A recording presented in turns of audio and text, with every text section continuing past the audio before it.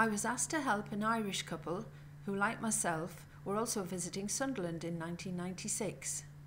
Jim and Kathy Tate were very disappointed at being unable to find their ancestors and also relatives of present day. I suggested the wild card, otherwise known as the Card Index of Sunderland Local Studies Library. It produced a candidate that researchers can usually just dream of.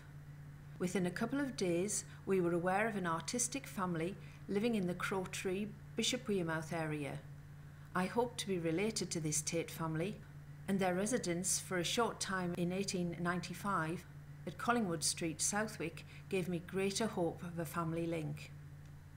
John Tate was a ship carver and gilder, and his son, Dingwall Byrne Tate, followed in his father's occupation. Dingwall, born in 1859 in Sunderland, was Jim's great-grandfather. The 1891 census describes Dingwall as an artist and a sculptor, and by 1901 he is an artist and photographer. He was painting landscapes and portraits in watercolours, oils, and his own technique of painting over a base of an enlarged photographic print.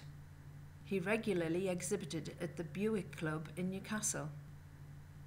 The museum had some of his work within their collection of local artists, which Jim could view and obtain photographic copies. The Dicky Chilton House is an example of his technique of a photographic base.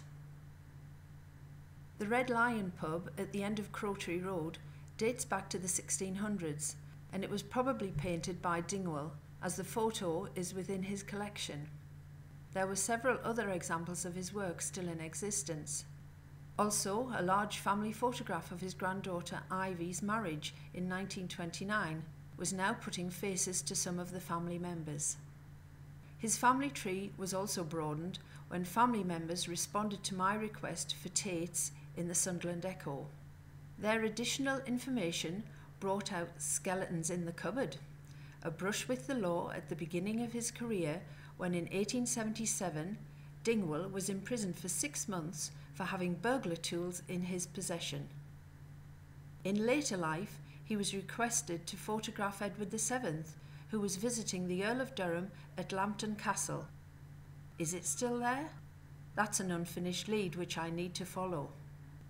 Dingwall visited London in 1936, and while there he was struck by a bus as he tried to hail a taxi using his umbrella. He returned home and died shortly afterwards. I was keen to bring this local artist to attention due to the various pieces of information I have acquired about the family. My link with Jim Tate has been confirmed as friendship, which is slightly disappointing for me, as I would have enjoyed sharing such an interesting and gifted ancestor.